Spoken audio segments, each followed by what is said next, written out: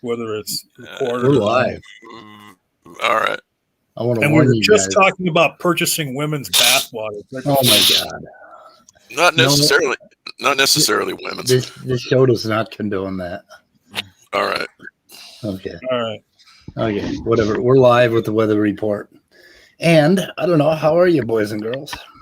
Well, as a matter of fact, I'd have to take Doubting Thomas's correction. We're live with the weather report. Yeah, hold on. Who is that Scott? So look, I have to take Thomas's correction and admit that I was saying I wanted to buy a quart of Danny's bathwater before. Oh my goodness! Somebody is echoing back there. Somebody's got it playing in the background. Usually Scott is the offender. I am not currently playing in the background. Okay, Scott. I'm sorry. I was harsh with you. At this moment, that is not. That is not a true fact.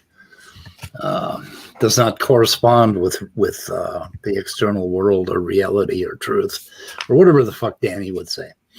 Anyway, so is Otangelo stopped in yet? I'm waiting for him. Yeah, it usually takes him about 5 minutes to stop in, but I haven't seen him. Yeah. After watching my grandson eat lunch today, Otangelo's copy pasta has a very vivid picture in my mind. It's kind of gross. Yep. Hyena half pint. You should get the hyena half pint on here. That's what I need to do. Yeah.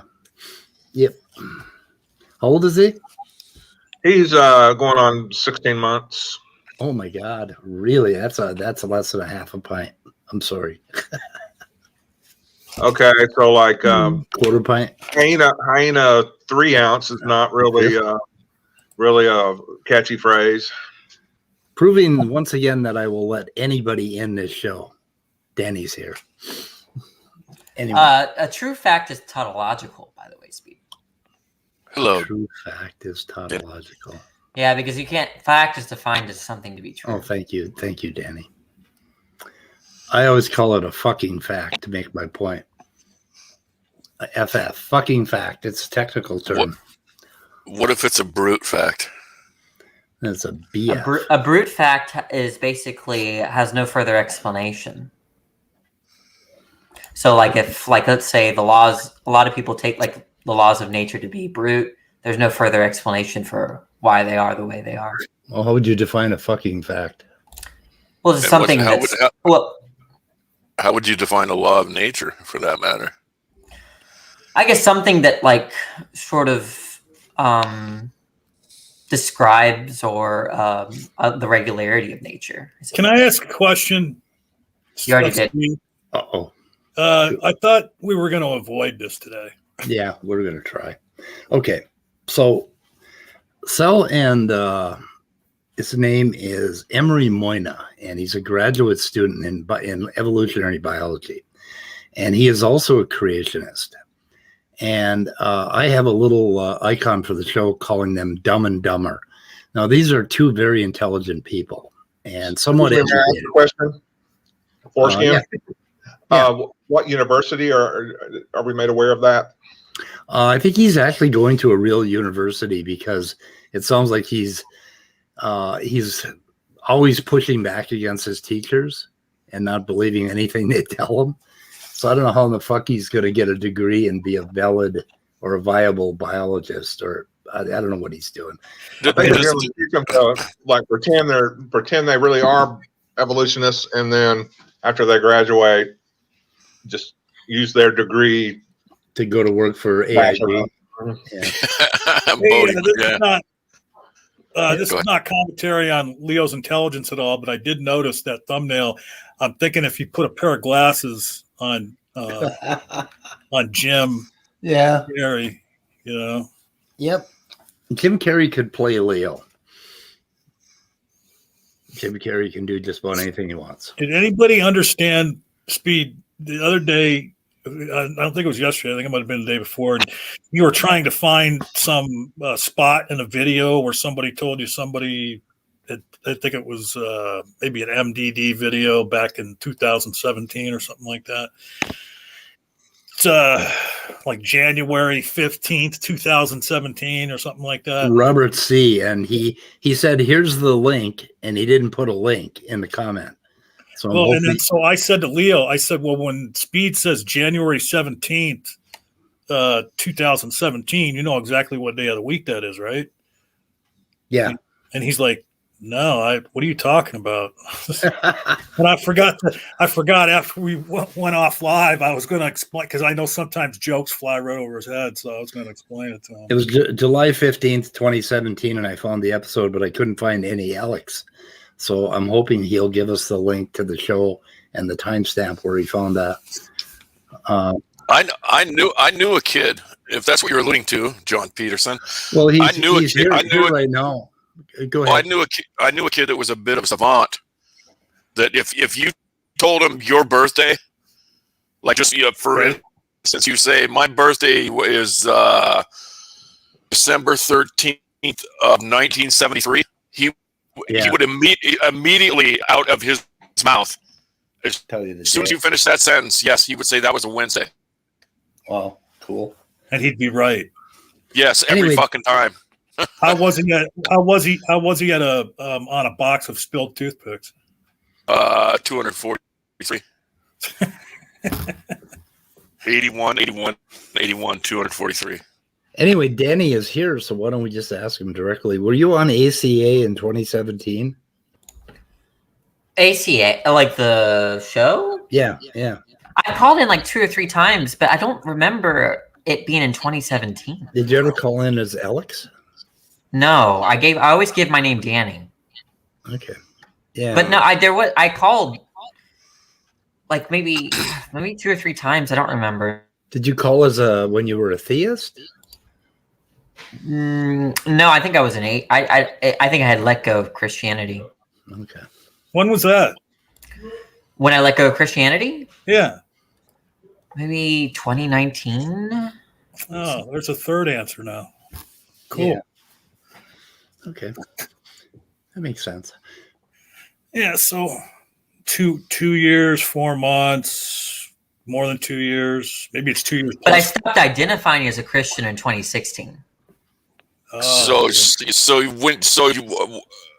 So letting go of Christianity and stop identifying as a Christian, those are 2 different distinctions. Yeah, I mean something different by them. Yeah.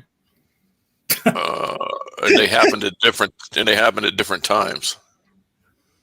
Yes. Well, actually, how far apart would you say those times were? Wait a minute. Wait, real quick. That does make sense. Like, especially with all the ex-Muslims I've talked to, oftentimes people let go of their religion long before they stop identifying by that religion because of like social pressures. Well, what I mean there is that I started like being really promiscuous with other guys around 2016. And so I thought that I wasn't following Christianity anymore. So I stopped identifying as a Christian. So you just wanted to sin? Yeah. What the fuck? So that actually exists. I've been waiting to find an atheist that just wanted to sin. That's why. Well, then why would you? No, I wasn't an atheist. Why would you let go of it if you just wanted to sin? No, I was a Christian, but I cared more about sex than I cared about following Christianity. Yeah, but if you liked your sin, and then why would you let go of it? Let go? What do you? I'm saying that I no longer follow the teachings of what I took to be Christianity, and that's what I meant by Christian, like someone that followed those sorts of teachings. Why not just sin and then find Jesus? Yeah. Later. You can't like your sin and not like it. Wait, what? Are y'all confused? Can someone else explain this? This is pretty easy to me. Look, I took Christianity to be a following, right? So if you're a Christian, you follow a set of teachings. I stopped following those teachings, but I still had all the beliefs, right? But you were liking your sin, which is why so I cared more about sin than I cared about not doing the sin and Well, following wait a the minute. teachings. So why would you stop Christianity if you were liking your sin? I don't get it. Someone else, is this it? Am I not clear right now? Is this, to me, this is really crystal clear. Well, here, check it out. So you still, while you were a Christian, still thought that being gay was a sin? Absolutely, yeah. I still think it's kind of debauchery to this day. Really? What I did, yeah. You're gay and you think that your desires are debauchery? Well, the desire to have see multiple people and all of that, yeah. I think that's kind of toxic. Yeah, that is.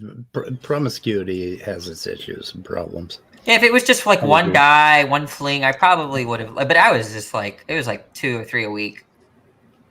Yeah, I think you can fuck your head up. Yeah, and it almost did, right? And I stopped, and around 2018. I wouldn't say almost. In 2018, I kind of stopped for a bit, and then I kind of went back and forth between girls and guys, and then realized that I think girls are going to make me happier, or a girl is going to make me happier. It was like a drug, seeing all those people. Maybe you could find someone that's halfway between and really be happy. I would be. I mean, I'm happy now, but I was fine with whatever, intersex or didn't matter. Girls make me happy, but not because you can have sex with them. They just make me happy. They smell nice too. They're just nice to be around. I like them. They're cool. Yeah, and then there's the sex thing. I like women. I don't know, sex. What is that? I can't quite remember what that is. Well, you know that thing you do with your hand? You can do that with a woman. No shit. Yep. Why would you involve somebody else in your sex life? I mean, I really can't answer that question. Okay. It's kind of personal. Yeah, well, no, it's just been a while. I wouldn't drag anybody else into that fucking crap. I don't know. Anyway, that's just me. Okay, guys. We got a video. Yep, we got a video. Did I share the screen? Oh, shit. You know what? You got some comment thing up there now. Is that what I shared? I'm kind of scared. We were just talking about sex, and he says, "Hey, I have a video." How would you know? How would you know what you shared? Oh, what have I shared? What have I done? Okay. What are we after here? Sal? Are we looking at Sal? We're after Sal. We're looking at Sal. Yeah. From what's Sal's name? I'm sorry. Sal Cordova. So my point is he's the guy that's pretty amiable, but he's dumb as fuck. My point is that these guys have become dumb through their belief, basically. I mean, they just so if Sal wasn't a Christian, he would probably be a pretty good scientist. Is that what you're trying to say? Yeah, I think so. I think he's smart. He can learn. But their belief and this Emery Moyna guy is also really surprising me at how fucking deep he is in this creationist bullshit. It's just all pretty incredible. Oh, to me. No, that's what. Go ahead. Does this Emery Moyna guy? I wonder if he sees evolution as a fact. No, he doesn't. He sees it as just bullshit, all of it. And but he's going for a degree in what'd you say, molecular biology? Either biology or evolutionary biology. I can't remember. Evolutionary biology. That's what we said. Okay. But everything you said about Sal, and how he could, that he's intelligent and that he could, if he set aside some of his beliefs, he could probably be pretty good at that shit. But that's why I still hold out hope for Danny. Yeah, religion makes you kind of dumb, I mean, it's a sad thing, and that's why I'm. That's really bigoted. I'm an anti-theist. I think religion ought to be. Yeah, it's bigoted as fuck. I fucking hate religion. I think it needs That's irrational. To go. Why is it irrational? Because there's no causal tendency to belief in God. What? There's no causal tendency. Well, look, here's the thing. Wait a minute. I give blowback to those kind of statements myself. You can ask Knock about it. I called him out on it a lot of times until he changed his position. I don't think that all theists are crazy or irrational because of their belief, but I believe their belief is irrational. And just because you have one irrational belief doesn't mean you are wholly irrational in all of your thought. But yeah, the belief in God is an irrational belief. Well, I might agree to that, but I think Speed was making a stronger claim. Well, I know, because he's anti-theist and I'm not. Yeah, anti-theism is irrational.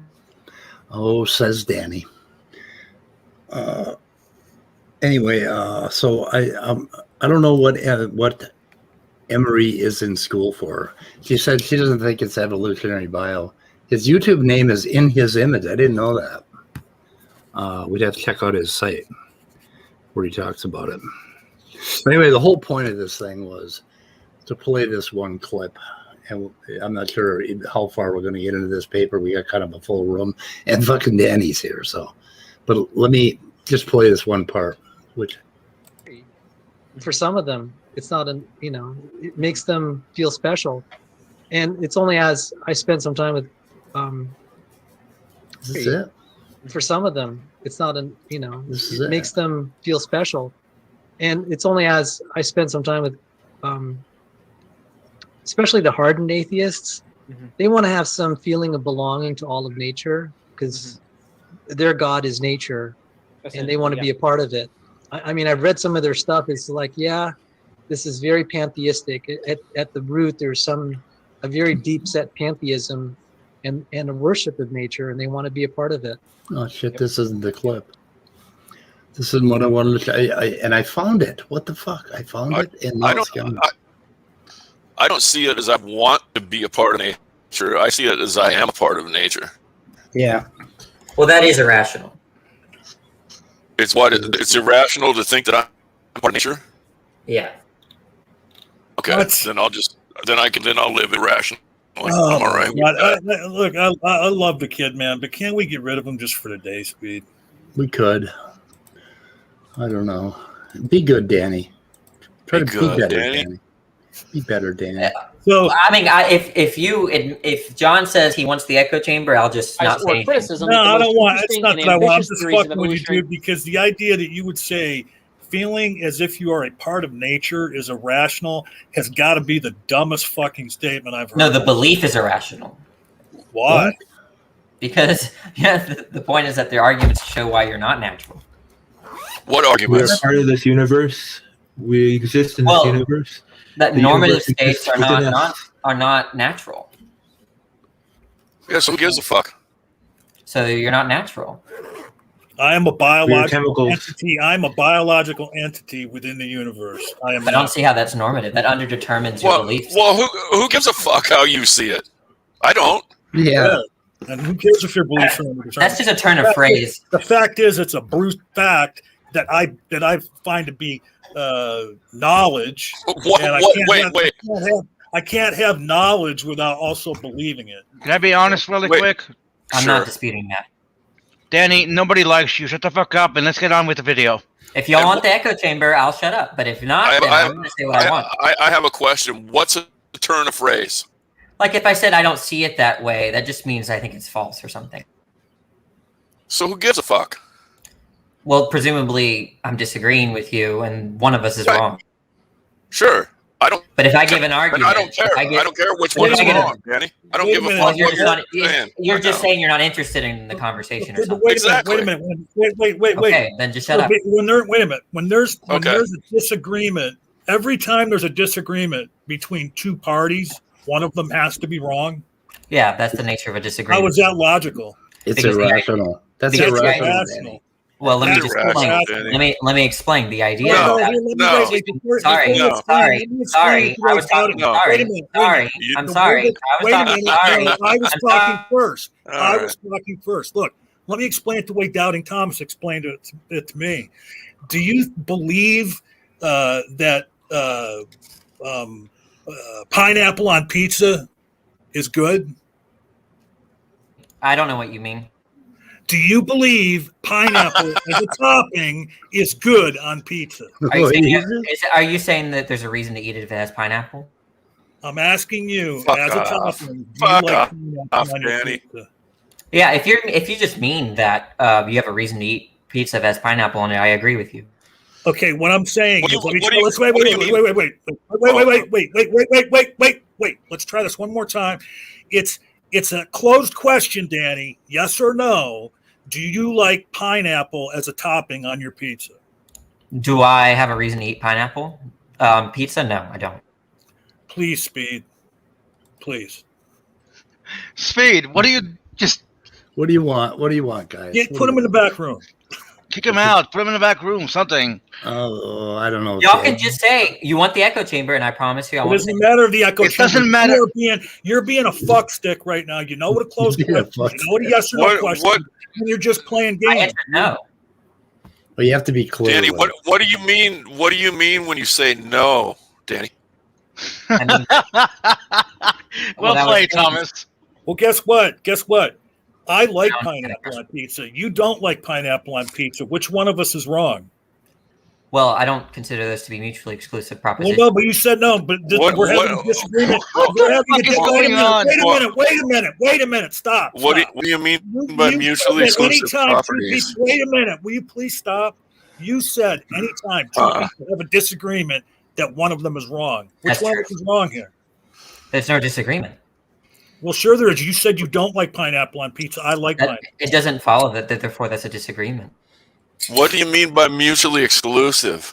Meaning P and not P. But what does P stand for in that instance? Any proposition. So when you say proposition, what do you mean? Anything that can be true or false. And when you say any, as in anything, what is included in that set? Anything that you could predicate truth or falsity of. Yeah, but like how many things are in how many things So are think of like- in that think of how like many things are in the set infinite. of any when Infinite. so there's anything is infinite things? That set has an infinite number of elements. No, now wait a minute. What do you mean by an element? A member of the set. Yeah, but can there be members? Is there subsets of elements? Are there subsets of elements? I mean, you could have a set with just one member, I suppose, if that's what you mean. So, but then what would a subset mean? A subset? Well, presumably it's a set of a set. But if it's Yeah, like but a what does that mean? A set of a what set. did you You're say? just kind of defining a set as a set, then, but not really talking about the subset. You said a subset Not is really. a set of a set. A set of a set. A set within a set, yeah. Oh, within set. That's a Okay. subset. Yeah, you asking me what that meant. Look, let me just, y'all have, let me just explain what disagreement is. All a disagreement is that when you take one proposition, okay, P, one person thinks that P is true, one person thinks that P is not true. That's all it is. But wait, let me speak. Let me speak. Excuse me. What do you- Excuse me. what do you- Sorry, what do you- sorry, what do you mean when you- sorry, what do you mean- sorry, Hey, I'm let sorry. Danny, let I'm Danny sorry. get a fucking sentence out. You Okay. got like Alright. seven Sorry, sentences out. sorry. Okay. So Sorry, when I say- sorry. Okay, so it's okay. I'll No, forgive I you. can play your game too. Sorry. Yeah, we can both Sorry. overtalk. Sorry. Okay. So Sorry. the point is that when we say some proposition, we're talking about one proposition. You gave two. I like pineapple is a different proposition that you like pineapple. That's why there's no disagreement. When there's disagreement, it's something like I like pineapple or I don't like pineapple, and we can disagree about that. If Okay, you say, dude. But what do you Dan, mean you're by arguing- proposition? you're arguing- oh my God! Can I look? No. You're No, it's arguing my turn. fucking semantics. You're arguing my turn. semantics, man. I don't Okay, understand the words we're disagreeing over then. Okay, but what we're disagreeing with is you're arguing the minutia of a statement when you know damn well what it meant. Okay, you said that every time two people have a disagreement, one of them is wrong. Okay, That's true. so if you don't like pineapple and I do like Those pineapple, are two different propositions. no, they're not. We're talking about the I same. like, you like, proposition, those are you're two different splitting hairs. propositions. You're What do you splitting mean by hairs. proposition? You're splitting hairs. That You're which can be splitting true or hairs, false. Danny. Look, for the audience, the idea is that I like pineapple and he likes pineapple. Oh, it's for the audience. Right, because he's not listening. When you say so the point is that when you say if it's I say for the audience, what do you the mean? reason why y'all never understand anything is because you're too hard-headed and dense, motivated when you talk to me. It's very simple. This is actually extremely not controversial. No, Danny, you're wrong. You're wrong Listen, as fuck here. listen. You're wrong If as I fuck. say I like pineapple, no, sorry, that's key. sorry. What do you mean when you say audience, Danny? Can we talk one at a time, for fuck's sake? Yeah, Well, I just want him. I want him to shut up and admit that he's playing games here. I mean, no. If I say it's obvious that he's playing games, John. you don't know what I'm saying. Thank you. I do know what you're saying, and you're being a stickler about terminology. It's really simple, okay? We disagree on whether pineapple is good, and you said yes. That was my proposition. If I didn't know what you meant by good, that's not how you understood it. I am clarifying right now. That was my proposition, okay? And you said anytime there's a disagreement between two people, one of them has to be wrong. But if it's a subjective idea, no, one of them doesn't have to be wrong. You're wrong. You're irrational, dude. And you're just trying to cover up the fact that you made an irrational statement. We called you out on it, and you won't admit that. Yeah, the point is that when we say X is good, if we understand I'm good, not talking about X. I brought up an actual thing, pineapple. It doesn't matter what it is. Yes, it does matter. It does matter. You're being a douche. No, you're the one being dense. You're a douche. Okay, well, I might be a douche, but that has nothing to. That's just like an ad hominem or something, or something. No, I'm not saying. I never said that your argument was wrong because you're a douche. I'm just making the point that you are a douche. Okay, well, I don't really care about that. I care about what we were talking about. What I was saying what we were talking about is something that I was 100% right on, and now you're trying to, I don't think what you said was intelligent. Jack off on everybody. Everybody's going to go in the back room pretty quick. Everybody. Well, I'll respect speed. If you want to drop it, John, I'll drop it. Everybody's going in the back room. Drop? What do you say? I said, what is there to drop? Okay. The conversation. What is wrong with you? Well, it's a conversation that only continued because of you. Was I fucking talking? Sure, I can grant that. Am I on mute? On mute? We heard you. Nope, I can hear you. I think you're muted, Speed.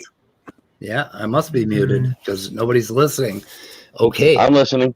Danny could have been more precise, but then the way he described it was correct with the sets. Okay, so just let it fucking go because nobody out there gives a shit, and this is kind of boring. Okay, so stop fighting about boring shit and fight about something fucking important. I don't even know what you're talking about. Sets that was something completely outside of what I was talking about. That was doubting Thomas. Just because he explained sets correctly didn't address what I brought up. What do you take to be a contradiction? I mean, hey boys, shut up, drop it, leave it. Right, drop it, or I'm going to throw you both out.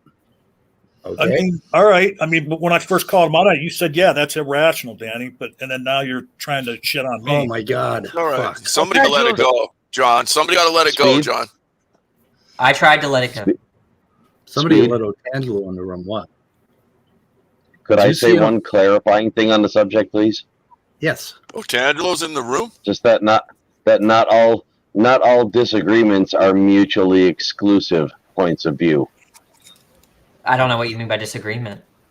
Well, that was what this was originally.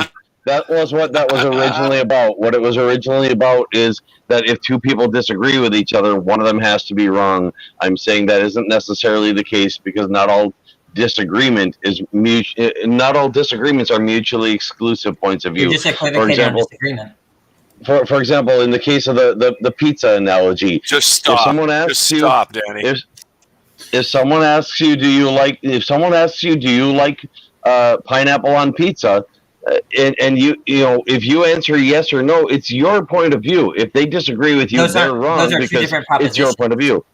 However, what do you mean? However, what do you really mean by pineapple on pizza? However, if you ask which is better, pepperoni or pineapple on pizza, two different people can have two different points of view on that, and they're just giving their opinion. So they're both right in that case because they're both giving their own opinion. It just depends on what you mean by better. Right. A lot of people you don't even know if there's a disagreement. All I'm saying is that if there is a genuine disagreement, my point disagreement is about one proposition or that it's negation. I was implying that they're asking for an opinion in that case. If they're both being asked for their opinion, they're probably both right about their opinion, even though their opinions disagree with each other. I don't even know what that means. Okay, the fact that you don't know what it means doesn't change the fact that not all disagreements disagree with each other. Doesn't mean that all differences of opinions are mutually exclusive. Okay. Well, they're two different That's propositions. all I'm saying. They're two different propositions. Speed video. And not all disagreements are propositions. I don't know what you mean by disagreement anymore. Then, yeah, I've done the work to tell you what I meant, but you've done zero. I can't help the fact that you don't know what I mean by disagreement. You can look the word up. It's not a difficult word. If I told you what a disagreement is, it's something like take one proposition. One person believes it's true. Other person believes it's false. That's one proposition. But the proposition I like pineapple, and the proposition I thought we were dropping this thing. Yeah, I'm not only Dak can talk, but you'll shut me up because you can't stand the fact that I'm giving arguments. I muted Dak. Danny, your God, move on. I'm still not sure what meant by pineapple on pizza. Yeah. So how can taste be right or wrong? I mean, taste isn't either right or wrong. It's just a taste. And if you have a different taste that I have, what is the Angelo problem? is right. Holy shit. He's right about something. Thank you, Angelo. You clarified my clarification. Thank you for that. But seriously, Danny, just drop it, okay? Let's watch the video of Sal Trudeau. I don't know. I don't know his last name. See, wait, if I dropped it, I don't know why you're talking. When you say watch the video, what do you mean? Thomas, shut the fuck up already, okay? Midnight, I am never going to pick on you again, man. All right. Well, thank you, John. That shows the motivation of John. Well, no, it's because now I found somebody. You're not motivated? Now I found somebody more easily to pick on. Me? You're the You're the nuttiest motherfucker I've ever met in my life, too. John. Yeah. When you say me, Danny, what does that mean to you? Doubting. Yeah, you're being disingenuous. Hi, ironic. John, Danny, doubting, Dak, shut the fuck up. Okay, I'm sorry. I'm sorry, Speed. I did. Jesus Christ. A while ago. That was a pretty useless side street. Now we're back on the freeway, maybe? Okay, let me try to play this part here. Yeah. The point. It fits into another person's theory. Good point. Good point. So see, I knew there would be these one sentence gems or even half sentence gems in this paper. Okay, did you hear that? It spits into somebody else's theory. One sentence gems and half sentence gems in this paper. Now they went through this entire paper. Half sentence gems. Yeah, and all they're doing is quote mining. Quote mine. and worse yet, at one point up here, where the fuck is it? Okay. Oh, and that's admitting quote mining. Seriously. Well, right. Have the half sentence gems. Like, yeah, we took half of the sentence. Yeah, exactly. Yeah, we left off the word not. So right here, Sal talks about his favorite thing. It's against evolutionary biology are things that they neglect and that they don't think are important, like eukaryotic evolution and things like membrane-bound organelles. Okay, so Sal's got a problem with eukaryotic evolution, and he claims that we ignore that. Well, you might want to Google it. Okay, so he said that, right? But earlier, about 20 minutes earlier, the other dumber, I think I'm going to call him, said this. He's talking about Lynn Margulis. Like phrenology is wrong. Every major tenet of it is wrong, according to Lynn Margulis, quoted in a paper from 1994. Side note: Lynn Margulis is not a lightweight. Your microphone faded a bit there. Oh, sorry about that. So just as a side note, when Lynn Margulis says that it's wrong, like phrenology is wrong, every major tenet of it is wrong, Lynn Margulis isn't a lightweight. Lynn Margulis actually knows what she's talking about. So maybe. Foreskin. Lynn Margulis is the one that came up with the eukaryotic endosymbiosis, which Sal was just complaining about. So Lynn Margulis is okay here when she says this little one-liner about how wrong evolutionary biology is. But 20 minutes later, Sal is pushing back on the very theory that made her famous, right? So what the fuck? Yeah. I mean, and they don't even see it. I mean, that's called she doesn't know what she's talking about unless she agrees with me. Right. Unless she's doing a little quote mine here. And and then yesterday I was asking, how did Sal find this paper? And I said, what did he Google? Well, he fucking admits it. And how did I find this? Every now and then I'll just Google an idea. I said, I'm going to Google evolutionary biology useless. And this is what I found. Okay. That's what he fucking Googled. In the first 500 listings were AIG. Yeah. And it's like, okay, now if you want to push back on a theory, you I like that. Anyway, could I? No. If you want to tear a theory apart, the way you tear a theory apart is by actually Googling the things about the theory that promote it, right? Not fucking useless. It's like, and they come up with this paper, and then they misread the paper. Yeah, because could I give another example of something? Yeah. Could I give another example of something that's useless to people who don't understand it? What's that?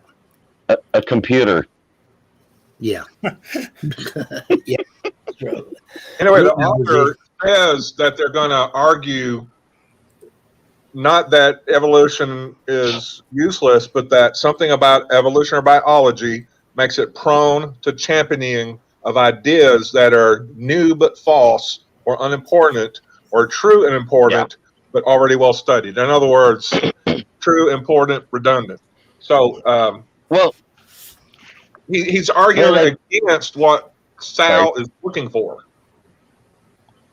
I want to put something out too when I get a minute.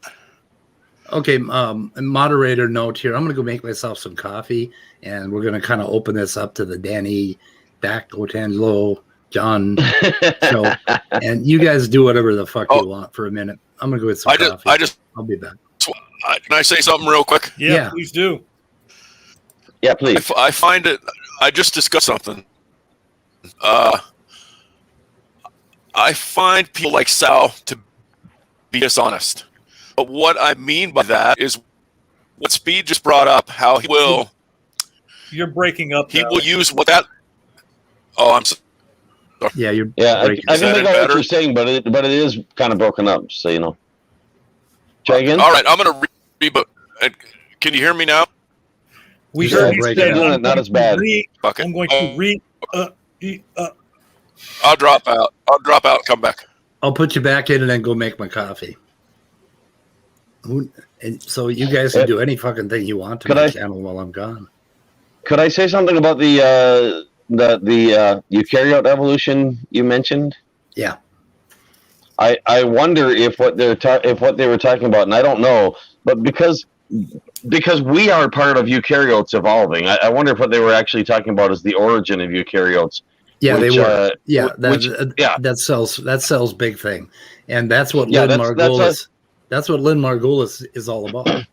Yeah, the origin of eukaryotes actually is a case of change that is not evolution. So I don't even know why they would include that, because all it is one life form getting swallowed by another life form and not being digested. That's that's all an endosymbiosis event is. Hey, Otangelo, do you have 4 arms? I mean, how do you spam both the live chat and the private chat with so much shit? Like, can you hear me now? Yep. Maybe there's a bot involved. No. Yeah. I don't know. Just a thought. Is my audio better now? Yes, sir. Hey, I just wanted to say that I find people like Sal dishonest, but the reason is he's not outrightly being dishonest, but like when Speed pointed out, he uses the woman's information to support his position, but then a few paragraphs later uses the same thing to discredit, uses the same sort of information to discredit. That he's not actually being dishonest, but he's being academically dishonest. He's being dishonest with himself, I think. Yes, he's not research. He's not, when he quote mines like that, he's not researching honestly. And it's hard for me to believe that somebody of his intelligence could miss that. Like how does how does he himself miss what Speed just pointed out? I can answer that. All right. That's part of how religions manage to survive and evolve. They teach people to do that. They drill it into people. They make it a part of their way, such a deep part of their way of thinking. They don't even notice they're doing it. I'm not saying it happens to all. No, I'm not saying it happens to everybody who gets involved in a religion. I'm saying it is something that religions do. It's something that atheists do too. Survival mechanism. No, a lot of atheists I'm do not this talking on a about daily Danny. basis. I am not talking about individuals. I'm saying this is something religion does. It's something that atheism does too. By the same atheism does nothing. Danny. Atheism doesn't religion do does stuff. nothing. What are you talking about? Danny, it's something religion does stuff. Yes. No, it doesn't. If you're talking about it as an idea, do you think ideas do things? No, it's not an idea. Religion is something that evolves. What do you mean? Religion is something that evolves over time. Religion is something that includes tenets. It includes things that it specifically teaches people. Atheism is just the lack of theism. Are those it doesn't have that stuff. Are those rigid? What? Are the tenets rigid or not? Are they accidental or essential? Yeah. No, they evolve. I just said that. Then what does it have to do with what religion is? Because it is part of religion's survival mechanism. Atheists adopt most of the tenets over time as well. For the love of God, can we go back to the video? I'm not talking about individual people. I'm talking about religion, not people. I'm not accusing. But the point is that if you're saying that I'm not accusing religious. Not rigid, I am not accidental. Danny. I am not accusing religious people of anything. I'm talking about what religion does. I understand that. I agree that what you mean is not to do with any kind of individual. I'm saying that if the tenets of religion are accidental, then they're not going to be inherent to the idea of religion. In the same way that if atheists take particular sets of tenets, right, those are going to be accidental to the concept. Atheistic tenets. People put those tenets in on purpose, so I'm not sure what you mean by accidental, but in that sense, they're not accidental. You're not talking about people. In that case, I am. That's not what I was saying earlier. In that case, I am. I am saying, yes, there are people who intentionally put those tenets in. We're not talking about people. We're just talking about religion, Dak. We're just talking about. Not talking about the people, Dak. No. I was talking about religion. You were talking about people. You asked about is it intentional? You corrected me and said I'm not talking about individuals, Danny, no. And now you're talking about people that. Because I wasn't. Because I wasn't. Oh, look at you getting frustrated. No, I'm trying to get you to listen, okay, Danny? Ideas don't. I was not talking about people. I was. Would you please stop talking over me and let me finish what I'm trying to tell you, okay? Please talk over someone. Please. I'm asking. Take notice of the feeling right now. Okay, I get it, and I know I do it. I'm asking you nicely. Would you please let me tell you what I'm trying to tell you? Okay. Go. I was talking only about religion. You asked, are those things intentional? I'm not sure what you mean by that, but if you mean, are they? If you mean, are they put in there intentionally? Yes, there are people who put them in there intentionally. That's a separate. I said accidental property. You did originally say accidentally, and I wasn't sure what you meant by that. I think you did use the word intentional after that, or maybe I was the one that used it to ask for clarification about accidental. I'm not sure, but my point is, if by accidental you mean that nobody put them in there on purpose, then no, they're not accidental. That's not what it means. It means that they're not rigid. I used the word rigid at first, and then to clarify, and I did. And I did say no, they're not rigid. Yeah, and if they're not rigid, that means they're not central to the idea of religion. I didn't say they were central to the idea of religion. I said it's something. That means you can understand religion apart from all those tenets, which is my point. Right, but you can't understand an individual sect of a religion without the tenets of that sect. Look, you can make some kind of trivial that given the tenets that are disposed to being dishonest, these people will be dishonest. I'll grant that. It's a property of what religion is and how it survives. That's But what I'm that's gonna saying. be It's how accidental. it's yeah, and so what? That doesn't change So what I that was means saying. that you're not It getting is a- at the concept of religion. I don't have to, because I was talking about how religions survive, not the concept of what a religion is. Not everything religions do, not everything that's If in a you're religion. not talking I'm about talking people, then are you talking about organizations? I'm talking about religion. Religion, are you divorcing it from any kind of subjectivity? No, I'm not divorcing it from anything. I'm Then- talking about anything. religion within. I'm talking about religion within the environment that it has to survive in. The That implies environment that it has to subject. survive in. Right, the environment that it survives in implies is subject. people. Okay, well then you're talking It about does. people then. You're talking about people.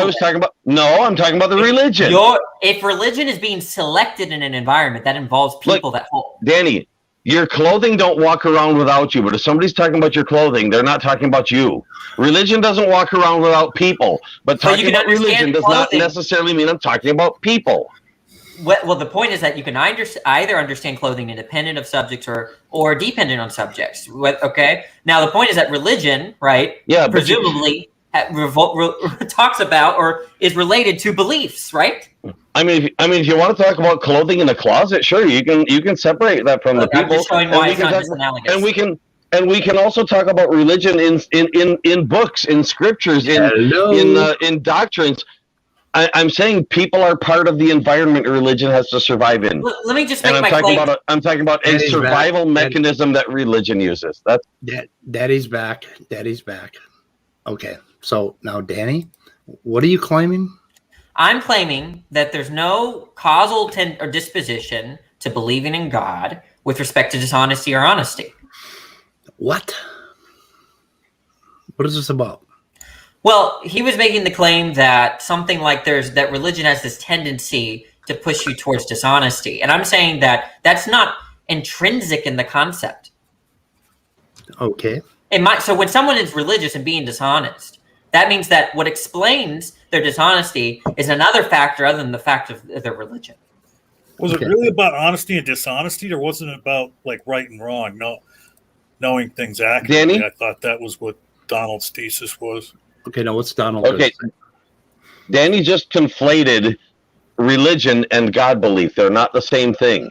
I was talking about religion, not God belief. I agree with him. God belief doesn't do that. Okay.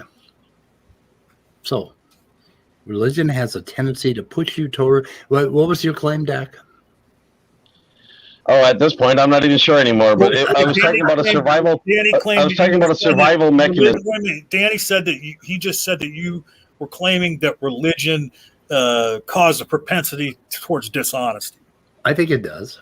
It was something to that effect. Yes. What I was actually talking about, as best as I can recall it, was religion. Well, basically pushing people to behave in certain ways for its own survival's sake. Because if a religion allows its believers to expose to themselves how false it is, it tends not to survive. So religions have evolved properties that keep that from happening. Well, and you know what? But that's not God belief. That's organized religion. Right. And I've had many theists tell me, that they've been told by pastors and fellow believers when questioning something in the Bible or something about the tenets or beliefs, that they've been told, well, don't think about it too much. Exactly. Okay, Yeah, look, what I again, don't want that's to an individual doing it. But like Danny, I don't know if you caught what I said earlier. I did. You conflated religion and God belief. I'm There's not a huge accusing problem. God belief of doing anything. Over talking. Sorry. Okay. Should we let Danny go now? Yeah. You can't divorce those concepts, right? The idea of religion implies belief in God, right? You can't. I mean, unless you're watering down the notion of religion to where it covers atheist, right? Wait a minute. It implies other things as well. Danny. Hold on. Religion does not imply belief in God. I have. No, your theistic religion does. I practice a religion that has nothing to do with. I'm an atheist, right? And I practice a religion, secular Buddhism, has nothing to do with God. You're just equivocating. Yeah. How am I equivocating? No, he's not. Yeah, when we're talking about religion, we're talking about God belief. No, we're talking the Not necessarily. Basically, God-focused religions are Well, a look, subset of all religions. if any view can be religious, that's just not an interesting term anymore. No, it's not just it's not just a matter of view. By your definition, fine. Secular Buddhism is a religion. I mean, I don't usually say I'm religious because that has a certain connotation, a certain meaning, the way you're using it. But I use it people take it wrong. Practice. It's a practice. I practice this religion. I do these things daily. And it's called secular Buddhism. It has nothing to do with theism. So it's a vacuous term. Wait. I want to ask Speed. No, Danny, you're just conflating. I want to ask Speed a question of clarification. Go ahead, John. Sorry, I'm yelling, but okay. So when you refer to secular Buddhism as a religion, just a non-God belief religion, and they accuse you of equivocating, so you're saying there's a distinction between that and when you use religion colloquial to say something like baseball's my religion. There's a distinction.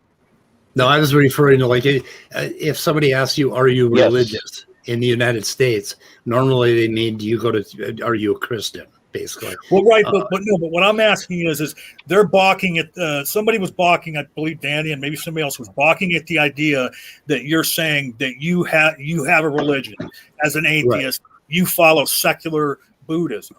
And what I'm trying to what I'm trying to suss out here is there is an equivocation between the colloquial usage of the religion and the usage which has to do with believing in God, or not believing God, but having like a set practice like you were talking about. And what I'm asking is, when you say that you're part of a religion and you mentioned secular Buddhism, you're distinguishing between that and when people use the word religion to talk about like an avocation, like baseball. I believe so. Golf is a religion. Yeah, I actually practice a religion, and Buddhism in most of its forms has nothing to do with theism. It's different than that, at least in its pure forms. And I practice a religion. So it becomes a vacuous term. Why is it vacuous because it can be applied to any view? Okay. No, I have practices that I do. I'm practicing something right now. We're all doing things. Practicing just involves a set of actions. Talk me again? Okay.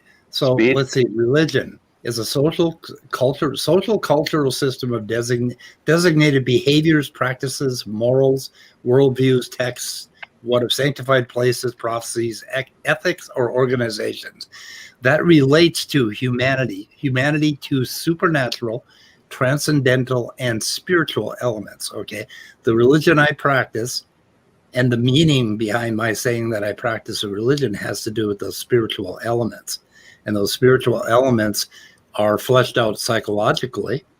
It's about psychology. I practice something that changes the way my brain is, and that is not vacuous. I actually do something. I pray. I have meditations. I basically do certain things. Well, right, and the reason it's not vacuous too is because every description, when Speed just described all that, that has nothing to do with the colloquial usage of religion. Like when someone says baseball or bowling is my religion.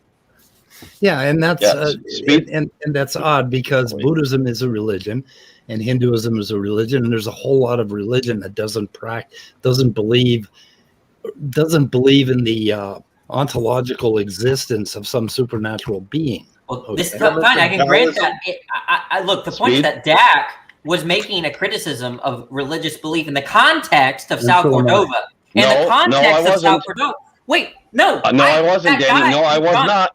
Shut up. What I'm saying is that this was all in the context of Sal Cordova. Then Downey Thomas was disappointed in the intelligence of Sal Cordova because he thought he was being dishonest. He uses academic sources dishonestly. And then you added on to that with saying, well, religion would have you do blah, blah, blah, blah, blah. This is all in the context of Sal Cordova, young earth creationism. And then suddenly you're watering down the the term religious to apply to atheists and naturalists and philosophers and teachers and to basically every kind of practice. Nobody ever conflated religion with all those things. You're lying, dude. You don't even know. I could just be mistaken. Yeah. Why would you assume I'm lying? You Speed. idiot? Yeah. Speed. May I, please? Back, yes. Yes. May I? Okay. Yep.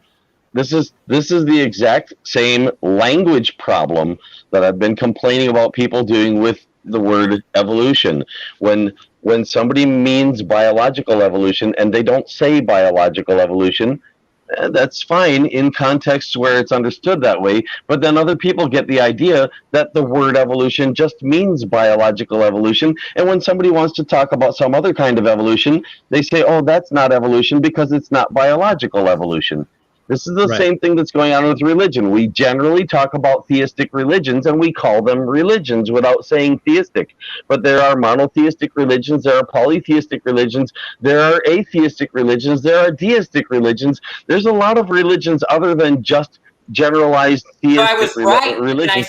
And religious beliefs are not religions. Religious beliefs are religious beliefs. Don't conflate. So I was right about when I said it applies to atheism. Why did you give me pushback about that? Atheism isn't a religion. I'm saying you could say that atheism is a religion if you're like someone like Matt Dillahunty, right? You can say all kinds of things. It doesn't make them true. I'm saying you watered down the concept to a point where there can't be disagreement. Let's not go to a new point. Let's talk about, okay, so when we're saying there's religious institutions, okay, it's an institutional thing. There is religion as basically an idea. And then there is practicing a religion. Look, I'm not interested in that. Hey, Doubting Thomas. Religion is what the religious institutions evolve and spread. Speed is a little motivated sucker. Doubting Thomas. Who wanted to talk? So is somebody else want to talk? Just real quick, I want to say one thing real quick. Doubting Thomas summed up the whole thing in chat just a second ago. Where is that? It's the third one up. Okay, Danny is right. That's the whole exchange. Danny's right. I think he meant it. I think he actually meant it. Ask him if he meant it, because I understand the context in which Dak was talking it. He means it. He's not being facetious. Who means what? Doubting Thomas, right? I described the context in which you said that, and then you're just saying what I mean by religion is something that could be applied to virtually anything. Did you not get a lot of recognition when you were a child? What does this have to do with my argument? Lots. Okay, and then it's just like some kind of fallacy or something, like a genetic fallacy or... Danny, just because religion covers more stuff than you realized it covers doesn't mean it covers everything. You've made that mistake about other things as well. How are you stupid? You've made the same mistake about other things as well, and it's not just you. Other people make the same mistake. The context in which Doubting Thomas... Go ahead. I've probably made the same mistake from time to time myself. It's an easy mistake to make, but just because something covers more than you realize it covers doesn't mean that when you realize, when somebody points out that it covers more than you think it did, that it therefore covers everything. This is not a religion. Why can't it be? Why? Because it doesn't fit the description of religion. What is it? What is your description of religion? Buddhism does. Speed just gave a definition of one. His definition was pretty clear, and that definition does not count around that ball. That's a religion, right? There's a religion. You centering your life around it may well be, but the ball is not. I'm saying, wait. So you're just saying that a religion has to do with some kind of fervent practice of, maybe some kind of pattern of action, right? That's the colloquial definition, right? But he was that's the definition he's saying he was using in the context of Sal Cordova and young Earth creationism. No, it wasn't.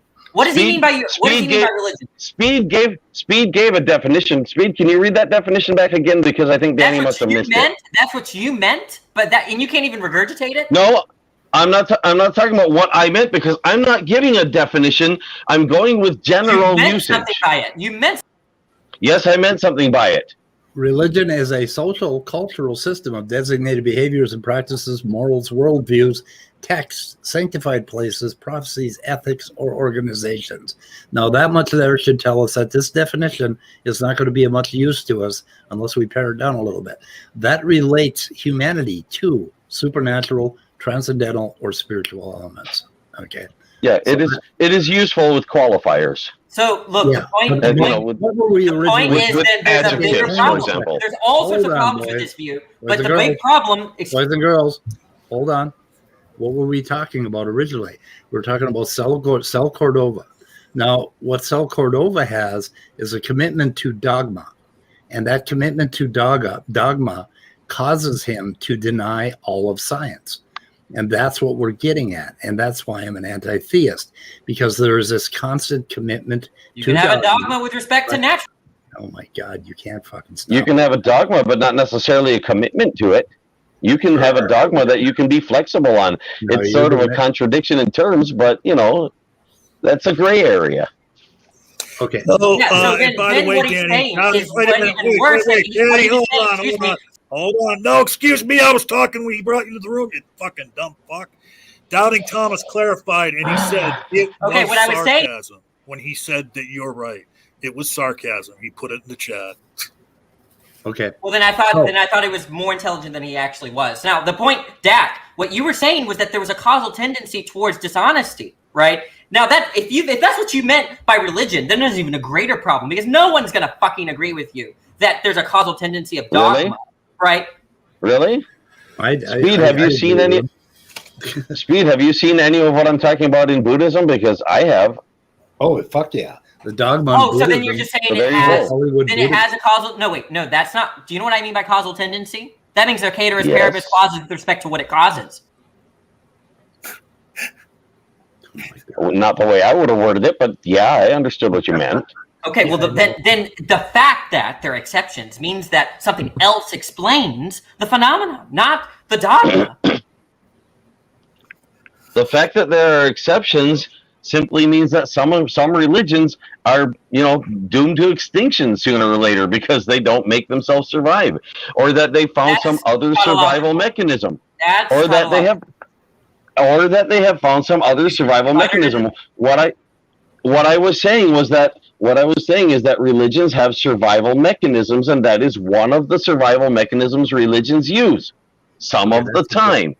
I'm not saying how much or how ubiquitous. So, yeah, that you just uttered a bunch of tautologies. Point. Okay, fine. So you disagree with the point. Yeah, when you said it won't survive because it doesn't find the survival mechanisms, well, that's tautological. Onions. No, that's not what I said. You said that. Repeat. Look, we can just play the video. Yeah, it's pretty close, but no, that's not exactly what I was saying. What I was saying is that if it doesn't use that survival mechanism in order to survive, it will need some other survival mechanism. That's a tautology too. Because that's a tautology. Because that's a tautology. You can call it one if you want. It's a fact. Okay. Well, look, closed doors are closed. Who's going to disagree with that? Okay. Closed doors are closed. If you're trying to. It's not. And if someone's trying to argue that closed doors are open, it's fine to point it out to them that no, closed doors are closed. Okay, Danny, slow down. Okay, you don't do yourself any favors by running off on every fucking rabbit hole, and basically, you probably need to learn how to communicate a little bit. You probably need to learn to stop kicking. What did he say? He said you probably. I said you probably need to stop kicking me out and let me get my. Yeah, just let me get my point out. My point is much stronger than any. Wait. How many people? Wait. This is a little Danny get his fucking point. Did you because he kicked you out of the room 2 or 3 times in a row? Was that a tautology? No. Could I take a poll or a survey in here? Yes, I do. You fucking dumb. What do you think? What is a tautology? Tautology is. Get your Google out. Get your Google out. Danny, who gives a fuck? I was already. Don't even answer. Don't answer. Tautology is just basically making the same argument in different words. Do not answer. Could I take a bit of a poll or a survey in here? That's not a tautology. How many people in here agree and how many people in here disagree with the statement that That's not a tautology. religions tend to have survival mechanisms that keep them around. I agree. Agree. No, Danny doesn't have a survival mechanism. Otherwise, he wouldn't keep getting kicked. Well, Tangela, you got an opinion on that? No, I'm just. Yeah, I John, am that wasn't just a tautology. Okay. Fucking, he's still talking about a tautology. Shut up, Danny. Tautology's over. Scott? Well, That's not- tautology is saying the same thing in two or three Not a tautology. different We know, ways. Danny. Yeah. So he Yeah, was we know wrong. what a tautology is. He did No, my not. question was whether. My He didn't know question what was a- whether. Do you know what a tautology is, Dak? My question. Yes, I do. My question was whether you agree or disagree that religions tend to have survival mechanisms that keep them around. Okay, I'm gonna boot him out of here. I fucking had it with this shit. And yeah, So- a tautology is just restating the same thing Dak, as an affirmation of that thing. So that is so there. yesterday, Dak. We're so over that. Well, he asked, so I just That's answered. an example. of a CRISPR says a tautology is a tautology. Exactly. Oh man. A tautology is something that's man. necessarily true. Oh, Jesus Christ, Danny. Who gives a fuck? Okay, moving on. So I think we were talking about anti-theism and why I'm an anti-theist. And yeah, the dogma that gets attached to most religion is an issue for religion. Religion without dogma is fine with me. And it's actually really fucking useful for all humans. But we keep attaching dogma to it, and that's where we get into all this bullshit. It's problematic. It's problematic. Problematic. I'm interested in something that was said a long time ago by Danny. Is what tenets are in atheism? Yeah, what tenets are? Yeah, you said there were some hard tenets in atheism. Now let didn't say fucking that. Danny talk. You Well, said I can Well, answer that question. let me give you what I said. I said there could be accidental tenets to atheism. no, that's not what you said. You Well, said then there- you don't listen, John. I don't trust your we can rendition play of the what I tape said. again. Here, I'll find it. Here, I'm going to mute there- now and find it. For what it's worth, no, Do there it. can't be. Of course, there can be. No, We there were just- can't. we're- Because You're saying atheism there is a can't be. lack.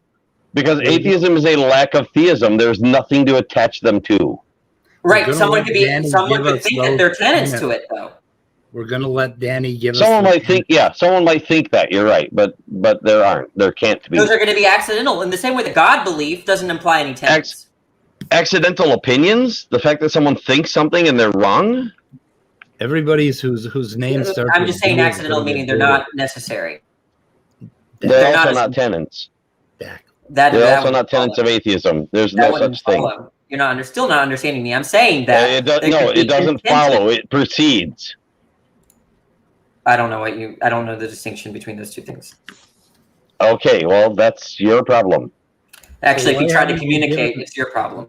Why haven't you given? No, your- because you said it doesn't follow, and it doesn't have to follow, because it was a fact before the nonsense that you stated. Do you know what it means to follow when in the context of like a sequitur? Dak, Danny, Dak, you're muted, Dak. Okay, but I think you can hear me now. Stop feeding the fucking troll. Okay, Did you mean for Dak to drop out, or did you put him in backstage? I put him backstage because I Oh, wanted okay, to never talk, mind. and he wouldn't stop. What am I trolling about? Okay, stop. No, we're not going to talk about that. How ironic! Feeding the flyer. You were going to give us the tenets for atheism. Now that's what the fuck I want to hear. And that's all I want to fucking hear. Tenets for atheism. I'm saying they're not rigid. What are they? Well, someone might think that naturalism is a tenet of atheism. Naturalism is a tenet of atheism. Okay. Maybe.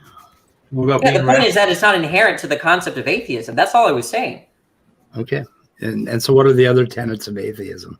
Well, that also not a there's tenet. maybe moral subjectivism, maybe physicalism. I don't know. Maybe. Wait, those aren't tenets.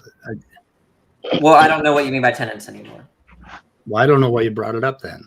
I brought it up because the idea is that God belief doesn't imply any sort of I tenet. think at some point you said that there were some hard beliefs or something with atheism. And Well, if I said that, I didn't mean that. okay, good. So we can drop it. The tenets of atheism. Yeah, I think, well, I don't know. Consciousness generated by the brain. Yeah, probably. Ceases to exist after one dies.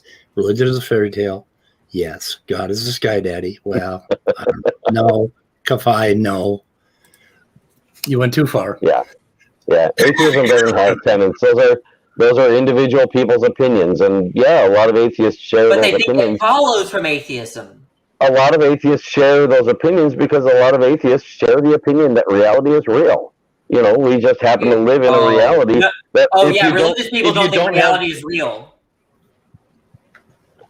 Religious people think supernatural is real. I think supernatural is real. Doesn't appear to be part of reality. I don't know. It is not evidently part of reality. They're a priori arguments for things. They think magic is real. Like do you know that there are a priori arguments for things other than a posteriori arguments, Dak? Like evidence? Yeah.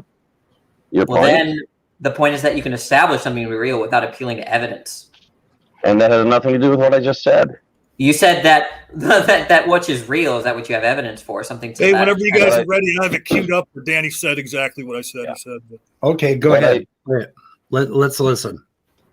Okay. All right. Are you going to share a screen? Well, no, I just got it on my phone here. I'm going to just hold my phone up to the. Oh, fuck. This is going to be really great.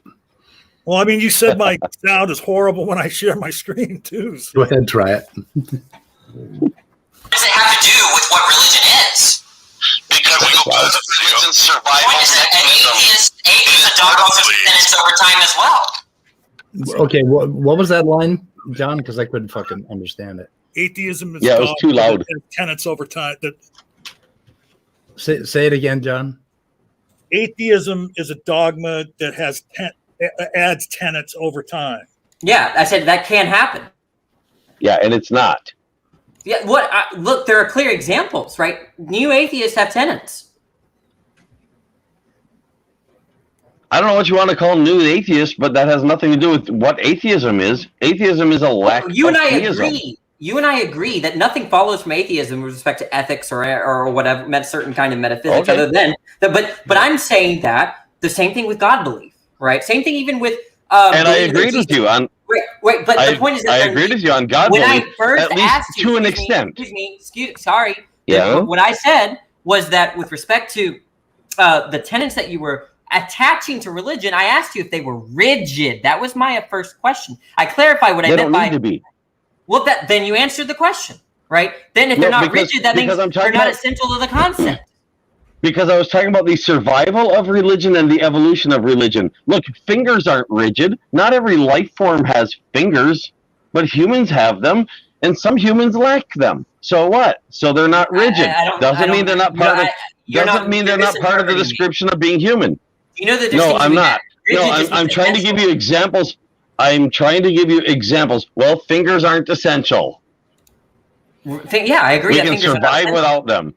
Okay, then you should understand my point. A survival mechanism that religion uses is not necessarily essential. And yeah, even if a religion has no survival mechanisms at all, it can still survive for some time before it, goes into extinction. Yeah, the context of this discussion was Sal Cordova's apparent dishonesty, and then you were making the claim that religion has this sort of tendency. But I see this probably just as often on the atheist side. What I said is that it is a survival mechanism that religions tend to use, and that is a fact. Can I share? I'm not going to dispute that. Can I share one more audio blurb real quick? Here we go. Yeah. Oh wait, I gotta hit play. This is a horrible audio. If the tenets of religion are accidental, then they're not going to be inherent to the idea of religion. In the same way that if atheists take particular sets of tenets, right, those are going to be accidental to the concept. What's wrong with that? There was nothing wrong with that. You're claiming that's fine. And humans tend to have fingers. Yes. Oh yeah, there's that. Atheism doesn't have tenets. Wait a minute. Hold on a second. John, what did you say now? I said he's saying there again that atheism has tenets, and I'm asking him. I said they were accidental. Fuck. It doesn't matter whether you're saying they're accidental or not. You're claiming there are tenets in atheism. What are those atheistic tenets? He said it was like I thought you meant the They're first word. accidental. Do you know what I mean by an accidental tenet? It doesn't matter what the tenet is described as. You said that atheism has tenets. What the accidental makes a big difference. And it doesn't. You don't know what accidental means. No one here knows. I understand accidental. Wait a minute. I know what tenet means, and you're wrong. You don't know what accidental In means. order to have an accidental tenant, it has to have a tenant. Right. Whether it's accidental or right. But the point is that it's not understood conceptually in terms of atheism. Okay. Okay, Danny. Boring. All right. Never mind. In order to have a tenant, in order to have an accidental tenant, it has to have a tenant. Atheism can't have tenets. It's the lack of theism. That's all it is. Look, There's you're no way to. Cannot. I agree with you. I'm not Cannot equivocating anything. I agree with you. Cannot refers to conceptual necessity. Okay, which means it's essential. It refers to the fact that there's nothing there to attach a tenant to. It is a lack. It is not a thing. It is a lack of a thing. Well, I'm saying it's an attitude, right? No, it's just a lack of a thing. You don't think it's a lack of theism. Then it's not a position. Attitude towards Marvel stuff. If you don't, you're right. It's not a position. It's a lack. It is a lack of that position. Right. So those people that have that kind of feature might have certain tenets, but they're not going to be inherent to what atheism is described as. Right. The people might have tenets. Atheism cannot. Okay, well, I just described it. Danny, boring. We solved this. Just forget it. Move on. Okay, so Top Dog saying atheism is a religion is like saying abstinence is a sex position. That is like that is pretty good. I agree. Yeah, it's actually saying that atheism has tenets is like saying abstinence has many sex positions. No, it's not. Right, because you were equivocating on it. I thought you were talking about atheism in the context of like a philosophical discussion. You're feeding a troll deck. Well, in whatever context. You think I'm trolling? What is one thing that I said that was troll? In whatever. You're continually running down side streets every time we try to have a fucking. Give me the proposition that was troll. Real quick, let me answer your question. Danny, let me answer your question real quick. The reason that we could get the idea that you're a troll, like especially that one phrase you just used, given shit that's been going on in the community for 2 years, because you said, "Oh, well, I was thinking of atheism as in the philosophical sense." Like, yeah, you think that's troll, you idiot? Or context? With the context of what's been going on in the community over the last 2 years, yes, it's trolling. Yeah, atheism. The word atheism doesn't change its meaning just because it changes context. It's still a lack of theism. And he admits to trolling atheists over when he's on Praise's stream or somebody else's stream. So, yeah, I mean, I'm just calling it like I see it. No, in that context, I just meant I use my arguments to infuriate people, but they're true. I use the truth because you can't stand it. You can't stand. I mean, he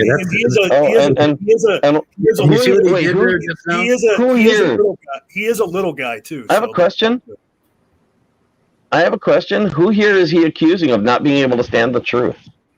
I don't know. All of us, I guess. Speed, since he's kicking me out. I mean, I like the truth. It's me. I keep kicking him out. Okay, well, Dan. Hold on. You have to permanently boot him so he can't come back in. I know. Okay, so when you say things like, "Oh, equivocating," or "You don't understand," or "You're an idiot," which you just said, or "You just don't want to hear the truth," all those are fucking troll words, Danny.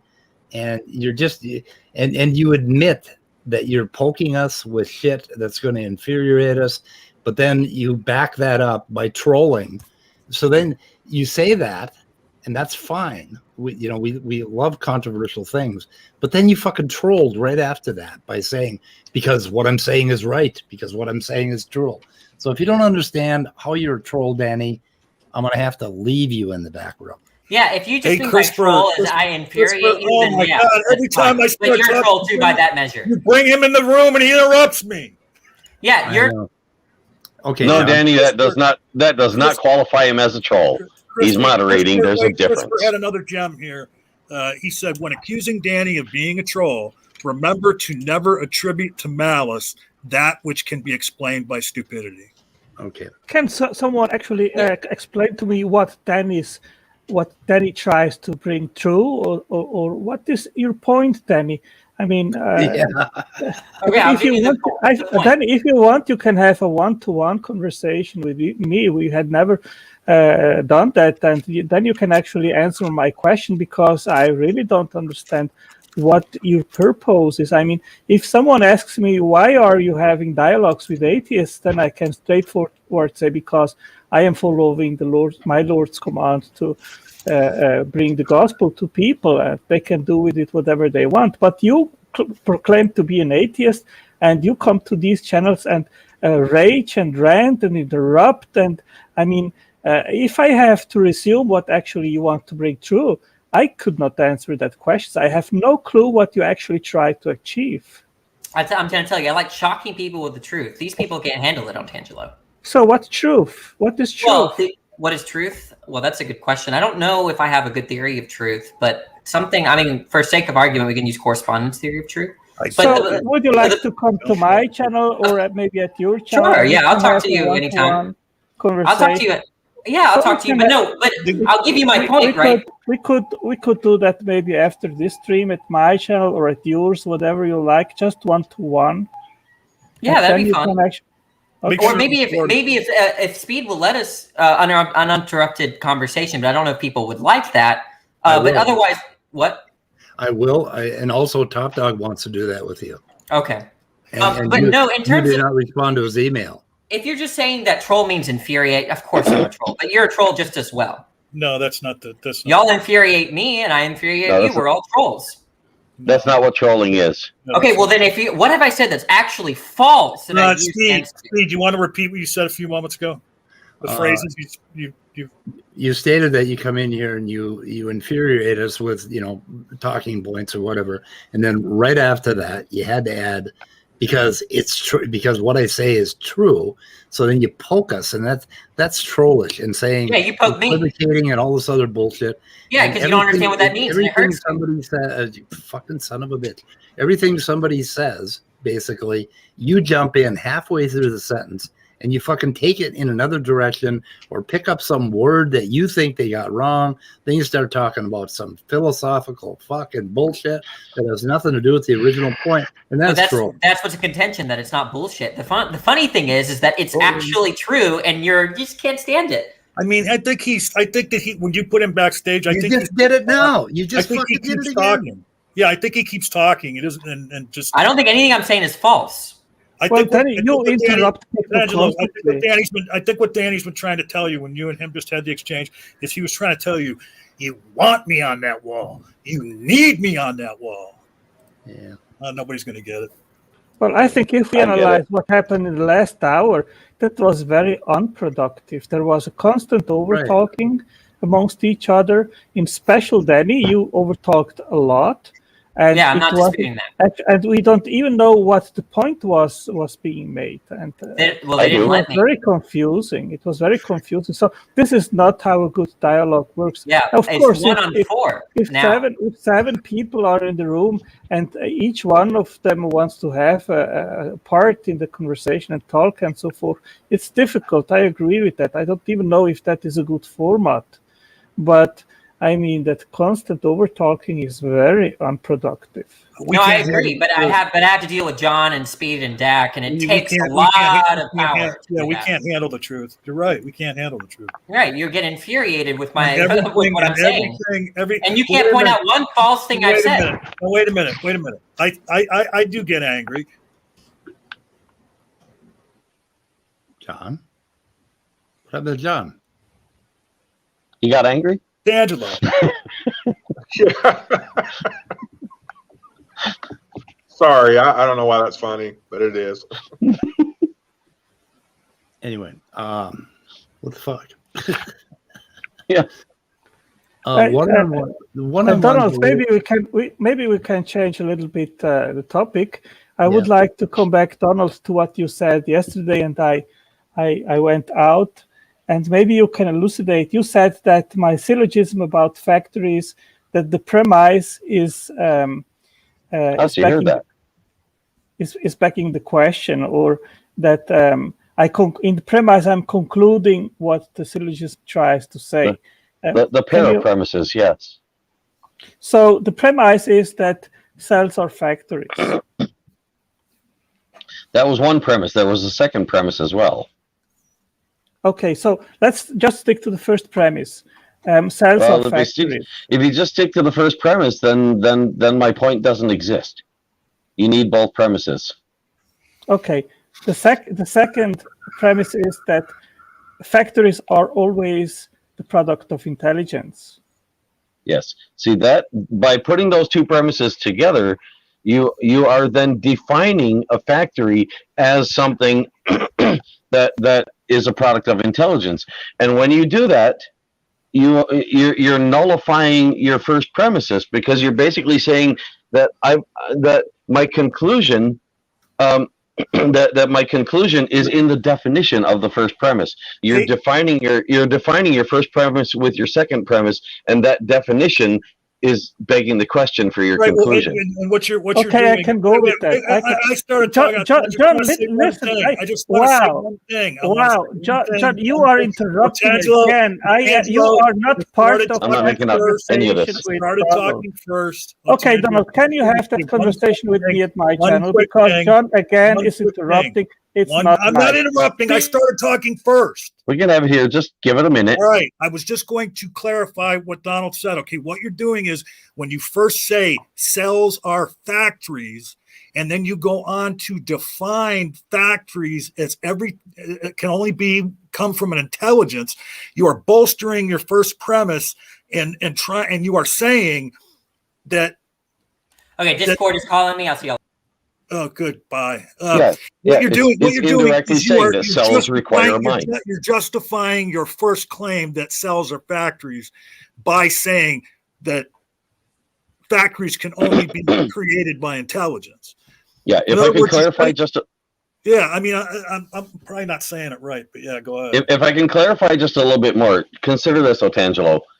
If cells do not require a mind and cells are factories, then your definition of factories requiring a mind is not a correct definition. So your premise is poorly, your pair of premises is begging the question for your conclusion. Your conclusion has to be true in order for your pair of premises to be true. If your conclusion is not true, then your pair of premises are not true either. And if your pair of premises are not true, then then you can't conclude the premise from the pair, the conclusion from the pair of premises. So you're setting up a situation where the only way to be able to tell whether or not your premises are true is if the conclusion is false, in which case the premises have to be false. Otherwise, you don't know whether or not they're true. So how would you reformulate the syllogism in order to not fall into that? I don't think you can. For what you're trying to say, I don't think you can, because I don't think it follows that cells require a mind. They require chemistry. Well, that is another thing. The premise is the evidence. Do you agree with me? No. No, I wouldn't call a premise evidence. I'd call a premise a premise. A premise is a claim that's being made. You're making two claims, and if those claims are both true, the idea behind the syllogism is if those two claims are both true, then the conclusion is also true. The problem is that one of those claims is a claim about the other claim. Okay. So is the first... Angelo, look in the live chat at what Lena Powell just... I think she worded it better. I still have a big problem with it, but she says if you flip those two premises around, I think it helps it a little bit. Yeah. If you start with the factory requiring a mind. Right. I mean, I think it helps it a little bit. It's still faulty because you're still making the state. One of your premises is still cells are factories. Yeah. I mean, both are false. Yeah, if you want to obscure the fact that it's faulty, that would be one way of obscuring the fact that it's faulty, but it would still be faulty. Yeah. No, the thing here is to have a correct. The thing here is I started first. The thing here is to have a good structure of the syllogism. It's not about if the premise is ontologically right or wrong. Yeah, yes, it is. That's the whole problem, though. Is that you're claiming cells are factors. You're coming right out and saying it right from Jump Street. Cells are factors, and that is it is begging the question. Yeah, it is begging a question, which means it includes a logical fallacy. How? Because cells aren't factories. Well, because science says that cells are factories. Science say that cells are factory. That's not the point. Science doesn't say stuff. Okay. Science doesn't say stuff. Science is a process. Science is a tool we use. Okay. So many science papers claim that cells are factories. So let's start with the assumption that scientists. Can I finish, please? And what they mean? And what do they mean by that? Okay. You are also constantly interrupting. So let me at least finish one sentence. So let's suppose that that assumption is true, and some science papers they make that claim that cells are factories. So let's start with that premise: cells are factories based on the observation that some science papers make that claim. So how do you go from there in order to have a sound syllogism? The first premise is cells are factories. Now go ahead. Okay. If you're going to say cells are factories, it is assumed that you mean a certain thing by cells and you mean a certain thing by factories. If your second premise is a definition, your definition is in the wrong place. Your definition should have come first, not in a second premise. In other words, if you want to say, can we agree that all factories require a mind, then that is something that should precede your first premise as a definition. If we agree that all factories require a mind, then I would not agree that cells are factories. If we don't agree that all cells require a mind, then we're not talking about the same kind of factories that you're talking about when you say all factories require a mind. Okay, so basically we could switch the two first premises and start all factories require intelligence as a cause. Again, that shouldn't even be a premise. That should be a definition. If you're going to define factories that way, then I would say that definition excludes cells, and your premise that cells are factories then becomes a false premise. If a scientist is saying that cells are factories, it would appear to me that they are not defining factories in that way. Okay, that they're defining factories in the sense of something that produces something, not something that was produced by a mind. Okay, I have a question too. My turn. Okay, so when scientists say cells are factories or something is a machine or whatever, they use those words lightly and in passing to just kind of point something out. They're not making some hard factual statement. They're just using colloquial language to describe something, to communicate something, and that's it. And what you're doing, Otangelo, is you're cutting it out of a number of different papers and putting it out there like, oh no, they said they were factories, as if it were a scientific discovery. It's not. They found something similar, like cells, seem to, ribosomes manufacture, there's like 50 of them along one strand of mRNA, and they're manufacturing proteins left and right. So we'll say, oh, it's like a machine, like a factory. But no, they're using that term very lightly, and you're putting too much weight in it.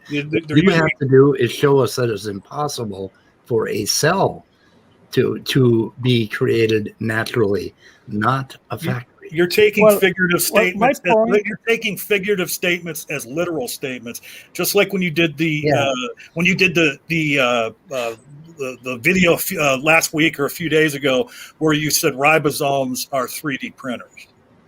Yeah, and then so what I am trying actually, my questioning, Donald, is I am trying to see how let's suppose that the observation that cells are factory would be factual, either in a literal sense or in an analogous sense. Okay, so I would like to see how you would start from that observation and making, even if you agree or not, that leads to intelligence. How would you construct a syllogism leading to that conclusion that therefore cells are designed? I am not questioning, or I don't want that you question if the syllogism and the assertion is correct, but how you would formulate the three, the premises and the conclusion in a format that would be logically sound.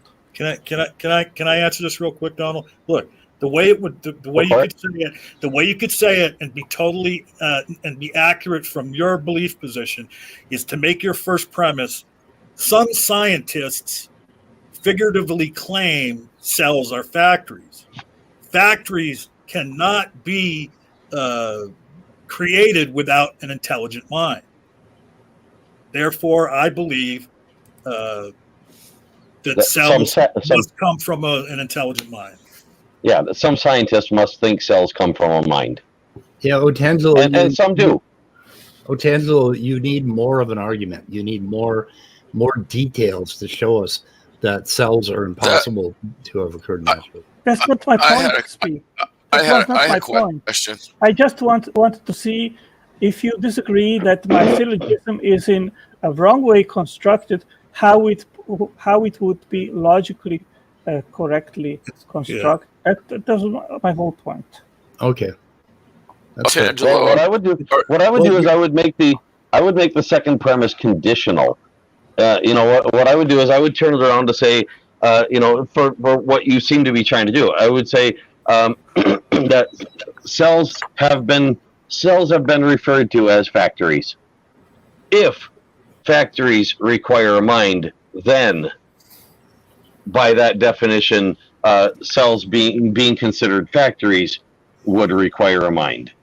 I would make it conditional because the fact of the matter is I don't see any way to form something that would actually support what you're trying to do. And because what Donald just said, he's hitting on a point is that when you make it a specific, you're basically saying it's a definitive, then your argument isn't sound. But if you do, like he said, and qualify your premises and use the type of language he just used, then your argument can be sound. But it's okay. I mean, a sound argument. That's fine. Not with necessarily me. a syllogism per se, but I'm still learning how to formulate a sound logical syllogism. So you guys are helping me, and I appreciate it. Well, one thing too, I want to point out to you that I've told these guys about, and I said to you too, and you said what's wrong with it, and maybe they can flesh it out better than I can. But like one thing you do wrong is you make these syllogisms with paragraph after paragraph in each premise. And then like the one last syllogism I saw underneath one of Speed's videos, your first premise was a paragraph long, your second premise was 2 paragraphs long, and the conclusion was 3 paragraphs long. That's too much for a syllogism. Can I ask a question, Dr. Angelo? Yeah, sure. If a cell requires a mind, right? You believe that the cell required a mind to create it. Okay. Yes. So where did the cell come from? Well, from the mud on the floor, from the elements on the early Earth. Yeah, but you're claiming it had to have a mind. So a mind is not made up of cells? No, like where did the mind get material to make the cells from? Well, God created the earth, and then from the elements he created the first living being. How? So there's absolutely no way to falsify what he said. No. None. Right? Yeah, correct. Yes, correct. But how? Exactly. It's unfalsifiable. Yes, so why I'm saying how did God do it? Yes, I explained many times before, and I can again answer that question. We no, don't you just know said how. Wait. a second, Otangelo. You just said it's unfalsifiable, right? Yes, correct. If it's unfalsifiable, it doesn't explain anything. Then it explains everything. Has it to be falsifiable in order to explain? Why is scientism only a sound epistemological framework to actually investigate? What is scientism? Who's using scientism? Worshipping scientism? I don't even understand where you're going now, man. That's a nonsense word that theists made up. Well, you can Google it. That's not made up. You can Google it. I know, but all words are made up. I'm saying that's a nonsense word theists made up. It's not even what we were talking about either. It's a whole other topic. It is. Right. You are basically saying in order to make... I defer to Demeter. In order to actually make a claim, you say that something must be testable and verifiable, or you have to be able to make a prediction and then to demonstrate that this prediction is sound. And I would say that is not true. I didn't say all that. I didn't say all that. No, but I did ask. But I did ask. I did ask though, if you believe your God did it, how did your God do it?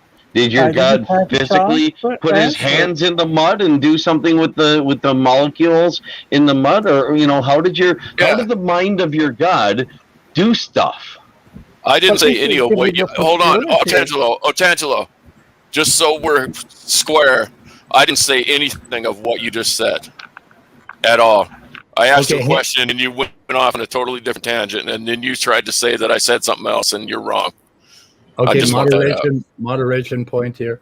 Dessel just came in the room, and Demeter's here, and he wanted to ask Demeter some questions, and we got about 15 minutes left, so... I don't know if you guys want to let this go. Okay, then my question can go. I would rather hear them. Wait. Yeah, I would rather hear them too.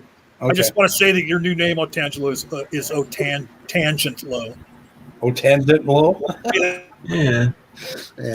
Off on a tangent. That's Danny's name. Thank you for that. I appreciate it. Go ahead, I just had a couple. Let's say I just had a couple of quick. Go ahead. Sorry. Just a simple kind of commentary about the factories and the cells. So I hope everybody is agree that life and the cells are very well done. They're very well set up, and they're functioning extremely intelligently, meaning everything it's very well kind of organized. There is a very good network of feedbacks, interactions, and so on. So we all agree that the cells are cool, very cool stuff. But I wouldn't define that as intelligently. Yes. So here is the point. If it's very well organized, and if you see very well defined systems there that functioning very well, we can try to make assumption that this is made from some intelligent source, because it's indeed very cool, very well done. Now, could I speak to that organization? No, I will finish, and I'll give it to just one. Finish the sentence. And we're going to Drace. But got it. If I didn't know anything about, for example, the mechanisms of mutagenesis, the mechanisms of selection, if I didn't know anything for phylogeny from the different organisms, if I didn't see all of that very clear arguments and very clear proofs for evolutions, I would say, like Otangelo, oh yeah, everything is done intelligently from intelligent source. But unfortunately for Otangelo, we have very good idea how the processes is working, how the evolution is working, how the selection is working, and we see proof and proof and proof over and over again of that. So yes, it's a super duper, it's a wonderful, it's a very cool. So okay, can we get to Drace's questions? Yeah. Okay. Thank you. So, Demeter, I wanted to ask you first, have you read the work of Nick Lane? The Vital Question, Power, Sex, Suicide, basically his accounts of abiogenesis. So Nick Lane was about, so he's a metabolism first origin of life researcher.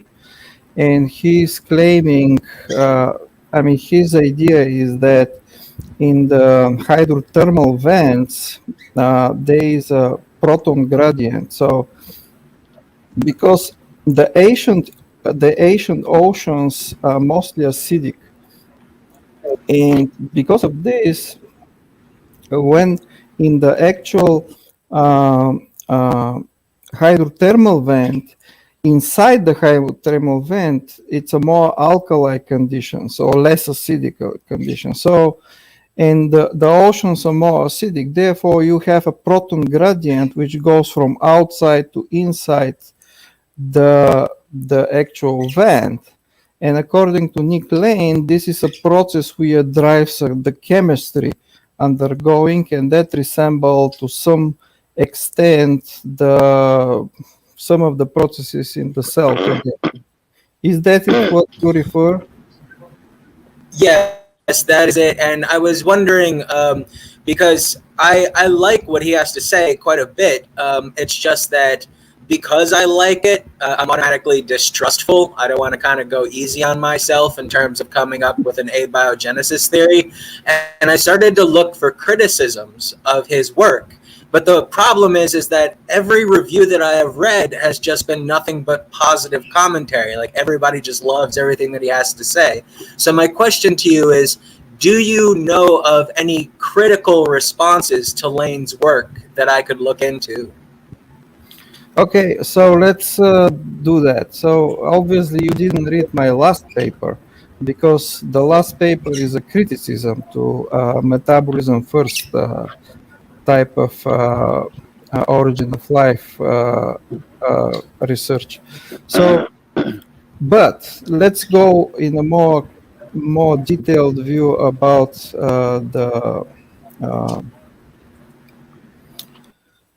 the metabolism first, and especially the deep ocean vents. So first problem, I think they did experiment. However, I cannot point paper right now because I just heard, I just saw it somewhere, but I think they did experiment with the proton gradient to simulate the same conditions. And of course, again, I am emphasizing, I have to look the paper to tell you exactly, but that's what is I refer for now. So this experiment didn't show that this gradient do anything significant. That's first thing. The second thing, deep under the ocean, deep under the water, you don't have a dry cycle, meaning the polymerization of the processes are questionable. In order to polymerize either DNA, either RNA or peptides, amino acids, and to make a peptide, you need to remove the water. As everybody knows, that to make from monomer to polymer, you need to remove water, and vice versa. To make from the polymer monomers to digest the monomers, you need to add water. And that process is very difficult to achieve. That process is difficult to achieve in the underwater conditions. Although the conditions are very much steady state, although there is a very dynamical, for example, there is a gradients in terms of the gradients from heat gradients, for example, internal heat, and outside you have cooler conditions. There is some gradients there. There is not much change of the conditions. So The polymerization is a big problem. The proton gradients are not very significant. And the third thing I would say, okay, but there is not much difference from the ancient vents from the modern vents.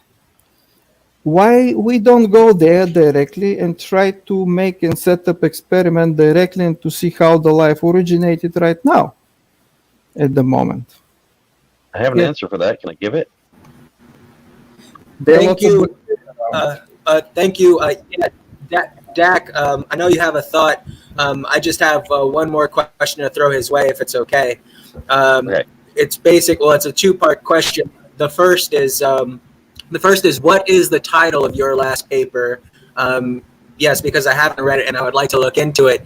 And the second is that on your point about polymerization, I've read a few papers on polymerization by hydrothermal vents, and there's one in particular that found that polymerization by hydrothermal vents is increased up to 50-fold.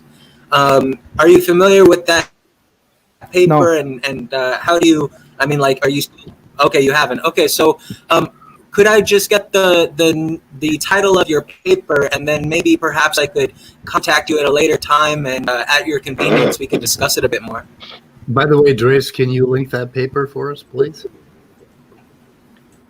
So yes, sure. And as a really quick for anybody, I'll go hunting for the paper. But if anybody wants it, you could go right to Jackson Leach's channel, and his Abiogenesis Part 2 has a link to that paper there. Okay. Hey, I just want to make one quick comment before Dak goes about what Demeter was saying when he first got here, and my thumbnail of that, and tell me if I got it right, but what I took away from what you said is that the coherence of something such as a cell does not necessarily entail an intelligence. Yes, my point was that sometimes we can call things just because we're trying to find wordings, try to express ourselves. Because, for example, I'm from DNA replication field. I'm working with DNA replication, and almost every time when I have to say about the complex that perform the replication, the DNA replication, I am saying DNA machinery or DNA replication machinery. But it is kind of widespread and understood terminology, which nobody is fooled by this terminology. Everybody understands very well that I mean that it's organized well. Well, there's one person that gets fooled by that. Probably, yeah. What is and just really quick, what's the title? What is the title to your paper, Demeter? The paper is The Origin of Life, The Point of No Return. So, thank you. I'll definitely be looking it up, and I hope hope maybe we can have a chat about it at some point. Also, in order to answer your question from additional angle, all of the hypotheses for origin life which refer the metabolism first, to me, it's kind of over-exaggerating and seeking mostly for some sort of trying to find phenomenon in advance before life to exist, before life to appear. So to me, and to my understanding, metabolism as a process could be organized from life. And that's it. So, and metabolism by itself is leading to independence from the environment around. But the crucial point the crucial point to understand for origin of life is just one moment where you set up Darwinian evolution. At the moment, once you have Darwinian evolution, the system could upgrade, could go further. In other words, every single next step will be with higher probability to be more stable and more advanced than the previous steps. If there is no Darwinian evolution formed, you may have very stable complexes. That's true, but those stable complexes will stay stable. They will not advance further. Otherwise, in the same conditions, if you go back to the same conditions and put it back, they will form with the same probability every time, just due to physical chemical interactions. But that's not life. Life began at the moment when you have Darwinian evolution. Okay, Dax. Okay, first off, I'd like to clarify that Darwinian evolution does not require advancement. Advancement happens to be something that generally comes out of it, but it's certainly not required. It simply requires that there is some change involved, and that change can keep on happening. That changes can add up, and that there be some means of a selective process, that some changes may be preferred over others in their particular environment in some sense. Now, metabolism, the way it's commonly used, it actually is a shortened form of saying intracellular metabolism, which is what you were saying, that it's often viewed that metabolism comes from life, that there has to be life before you get there. Metabolism, in the sense of the metabolism first world hypothesis, is just referring to the reactions that qualify as metabolism. In other words, metabolic reactions being catabolic reactions, breaking things down, and anabolic reactions, building things up or synthesizing things. Now, if you have a chain reaction of like chemical A produces chemical B, produces chemical C, produces chemical A, produces chemical B, produces chemical C, that's a simple kind of repeating thing going on. That's like where DNA produces RNA, produces protein, produces RNA or DNA. We've got these things that can have chain reactions. We don't necessarily have to get back to point A ever. We could go, A produces B, produces C, produces D, produces C, produces A, produces B, produces F, whatever, in a complex environment. And this is something I was going to say about the organization of a cell. They're not nearly as organized as most people think they are. There's a lot of stuff going on in there that, it's kind of neutral and doesn't really amount to much of anything, that we can really track down and say this happened. It's just, there's a lot of reactions happening inside of a cell. It's a very complex set of chemistry. But as far as the hydrothermal vents goes, why they're not using a hydrothermal vent to reproduce the conditions that would bring about life. First off, there would have been a lot more hydrothermal vents way back then than there are now, because we're talking about a hotter Earth, more volcanic activity. Those kinds of vents would have been much more common, and we had a whole planet doing it. So just one hydrothermal vent, yeah, you might get abiogenesis out of it, but your odds are a lot smaller because you're working with just one instead of many.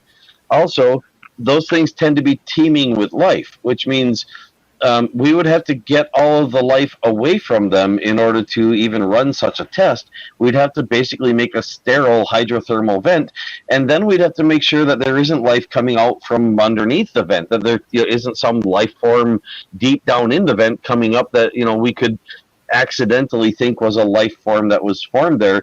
And even if we did manage to find an abiogenesis event in a hydrothermal vent right now, I mean, even if I should say, if we were watching one and such a thing happened, chances are something's going to eat it.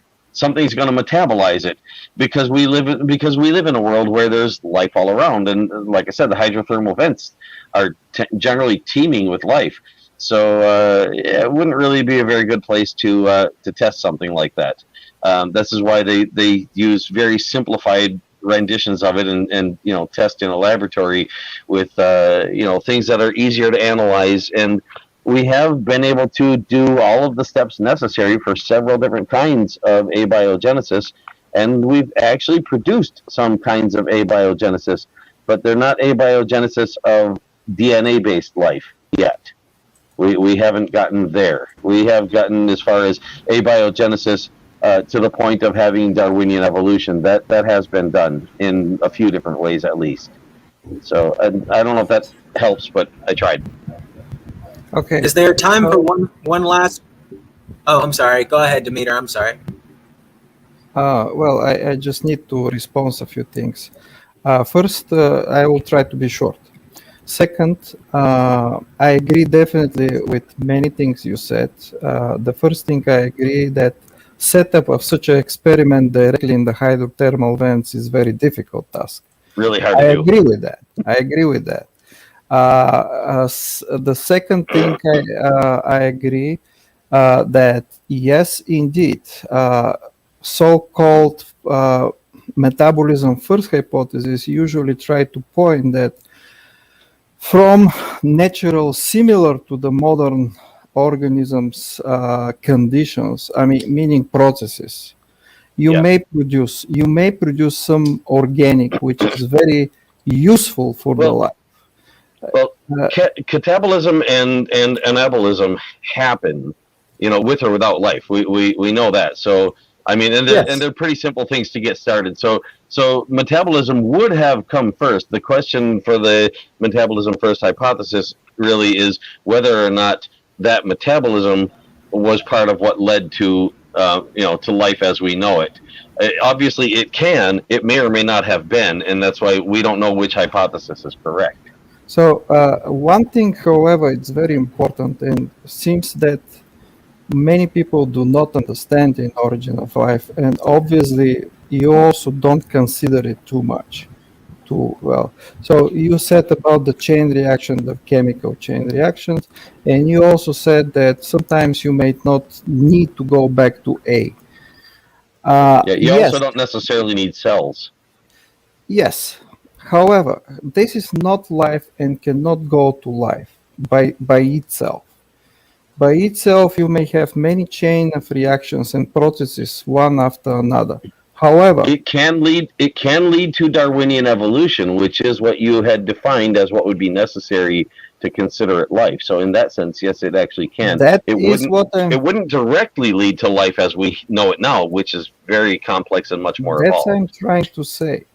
This is the moment I want to emphasize. Unless you don't have some way to store information, and this information to lead to the structure, meaning to execute the structure, unless you don't have this mechanism, you don't have Darwinian evolution. And this is the point, this is the moment I'm trying to say. And proteins can do that. And let me finish that. So this is the point I'm trying to say. Find me a way that you have information and structure, meaning some function, together, where information execute the structure and structure save the information.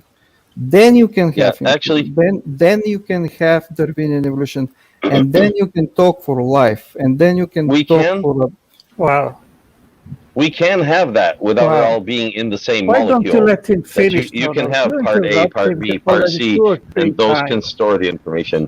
I just thought I'd point that out. That it doesn't. Yes, we currently have it in a single molecule, but we currently have the information stored in a single DNA or RNA molecule, but it doesn't necessarily have to have been originally. Donald, I think you need to work still on not interrupting when people are talking. You did it twice or three times, and you just distract when someone is talking. So I agree. Yeah. And I just did it again. Could I just have one more round of question here for Demeter? Yes. I just had a little bit more. I know we're kind of already past the time that Speed wanted to spend on this. Can I, Dressel, can I just interject one sentence before you go? Yeah, just one sentence before you go on. Yes. I found it interesting, and I'm not saying you were wrong, Otangelo, but it was like you were interrupting Donald interrupting. Like it was kind of like I've several times said that I also do the same thing, and we all have to learn not to interrupt, to have Okay, good drop it. Go discussions. back to Dessel. Ask your question. One further. Okay, so I have another two-part question, and this will be my last thing. Okay, so the first question that I have is that so one of the criticisms that I hear coming from young Earth creationists, particularly Robert Stadler, he doesn't like a lot of origin of life research because in many of the lab experiments they use enzymes to kick off reactions. And he says that these are very complicated enzymes, and it's ridiculous that you guys think that you can conduct your research this way. But you come across somebody like Dr. Fialho, who is building what he calls Hadeans, that are these like proto-RNA world features, and he's doing it without enzymes. And so, like part one of my question is, are you aware of other work that isn't using enzymes and coming up with the kinds of results that Dr. Fialho is? And then the second part of my question goes back to metabolism first. What do you think of Freeman Dyson's proposal in terms of getting metabolism first to the point of Darwinian evolution by suggesting an endosymbiosis between RNA and metabolism? So I'm not familiar with this last suggestion. Neither So I have to go and look the papers. It seems to me some sort of fancy way to include somehow the information in this system, but I cannot say because I don't know exactly what he's pointing. About the enzymes, I will say usually sometimes, okay, the scientist is using enzyme not as a drivers, but as a tool to visualize something. So for example, if I have mixture from RNA and DNA and I want to see only the RNA part as a tool, I will use DNAs to digest the DNA in order to see RNA. So in many cases, enzymes are used just as a tool, as a visualization, as to see how it works. However, for the experiments from Origin of Life, at the moment, most of the experiments are just dedicated to prebiotic synthesis. And most of the experiments. Okay, Doc? I just wanted to clarify something. What an enzyme is, how it's defined, what it does. Enzymes are catalysts. They're something that catalyzes, meaning they speed up a reaction that would have happened anyway, basically. So in most cases where an enzyme is considered needed, it's only considered needed in order to make something happen quickly, not to make it happen at all. If we've got a billion years to wait and a lot of space for something to happen in, enzymes become sort of really unnecessary. That's a point. I agree with that. However, I just want to state that most of the time the enzymes are used just to visualize what is happening. Yeah, I was agreeing with you. Because they can watch it happen faster with an enzyme, and that makes it visualizable. Yeah, I was agreeing. And from the perspective of experiments for Origin of Life, at the moment, most of the experiments are performing right now to figure it out how the prebiotic building blocks for life are synthesized somehow abiotically, and that's most of the work. In 200 or 90s, before there was a huge kind of a new fashion come to make ribozymes. And the ribozymes, in terms of enzymes that are only for the RNA world hypothesis. However, right now the scientists do not do too much from that because it's kind of off of the topic. Right now, I don't think someone is performing the right experiment for Origin of Life. Okay, I would just like to say really quick, yes, thank you very much, Demeter, for answering my questions. Thank you to Dak for your contributions as well. And thank you to Speed for allowing me to ask these questions. Sure, absolutely, anytime. You're welcome. Okay, guys, can we wrap up for the day? All right, thank you. You guys have a good day. Yeah, Okay. I You're probably, great. if you guys would like, I can open a stream on my channel and we can continue that conversation. If someone of you guys would like that, then I put here the link. If not, then we just end tonight. What would you guys like to continue that conversation or not? Right I now, had a couple no. things to say. Yeah, Sure, I D'Angelo. cannot continue the conversation. At the moment, I have other things to do. Okay. Yeah, I got a lot of stuff to get done as well. But thank you, though. All right. No problem. Someday later, sometime later, I don't know when, but I'm not against this. Okay. Okay. Bye. All right. Hey guys, we're going to end this. Can I have a final word, Speed? You could. Yes, I think that Kathy was advocating in the live chat for not having Danny on anymore. I know. He suggested that we adopt some Gracian maxims. Yeah, Danny, putting him in the back room kind of works. It kind of trains him, but I don't want to piss him off entirely. I want to have one-on-ones with Danny because he's better with one-on-ones. But coming in and the way he round robins and goes from one word and one problem to another, he won't let anything go. And Dak, you kind of do that a little bit, but Danny is like the worst I've ever seen. But Yeah, you I try to keep it learn under control. Well, you got to learn to get back to the fucking main point, the main question. Yeah. Otherwise, everybody out there is going to get bored as shit. Well, and I'm guilty. Otherwise, it just evolves. Yeah.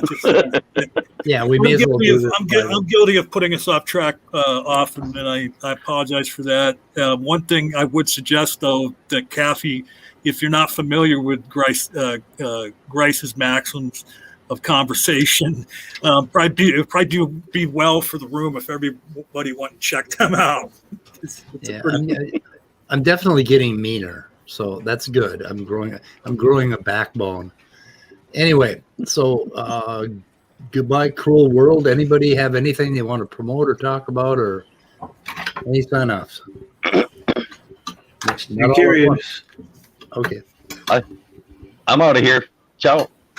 Okay. Ciao. Top dog. Oh well, Danny's not here.